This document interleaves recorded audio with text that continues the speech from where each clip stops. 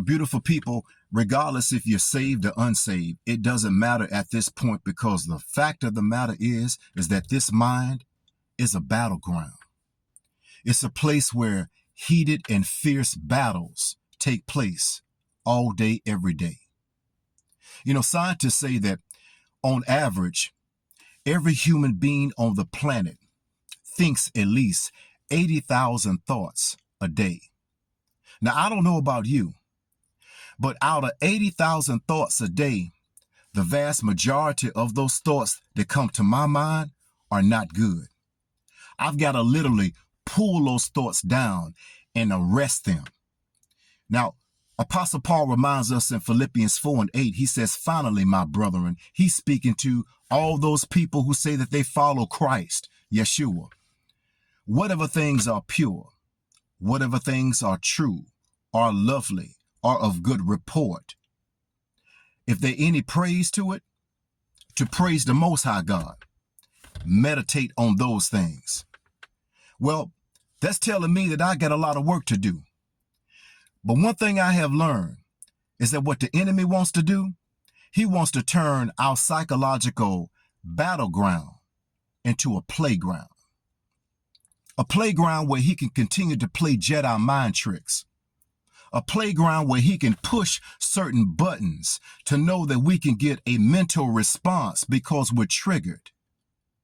He wants you to continue to meditate on that you are unloved, you're unworthy, you can never measure up to other people's standards, that you're just second class and nobody's really thinking about you, because maybe those thoughts are triggered by certain things that you've gone through in your life.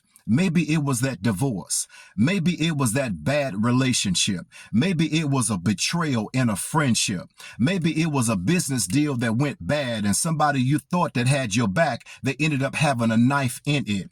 Maybe it was people in your church. Maybe it was your pastor. Whatever the case may be, we all go through certain situations and experiences in life that are not good.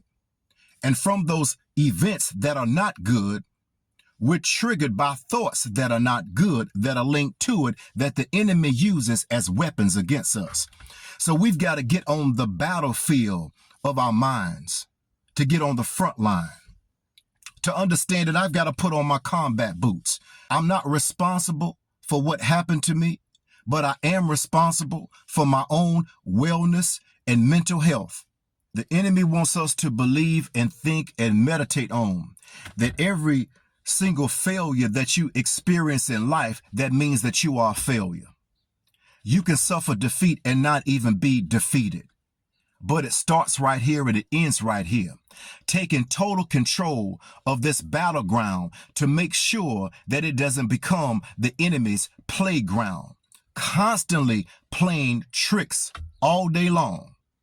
This person doesn't like me. They're talking about me. Maybe this person said that about me. What are they thinking about me? Why are they looking at me that way? When people are really not even thinking about you.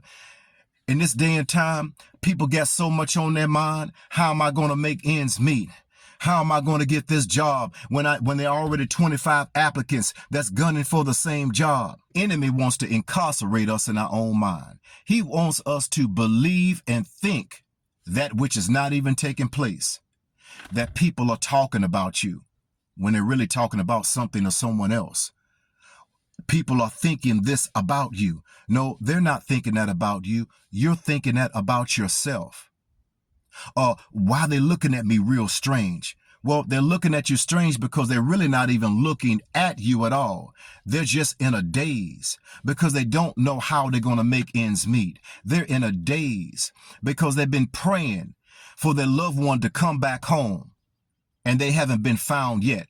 They're in a daze because his son is still out there on drugs and his daughter is still in a strip club. They're in a daze because they just don't like where they are right now in life, and they're trying to figure out what is the next move in life. They're in a daze. So they're not looking at you. They're actually looking through you, and they're looking to try to get some answers. Stop allowing the enemy to play mind tricks and mind games with you. The enemy wants to destroy us from the inside out. by us becoming a victim when God has already called you victorious.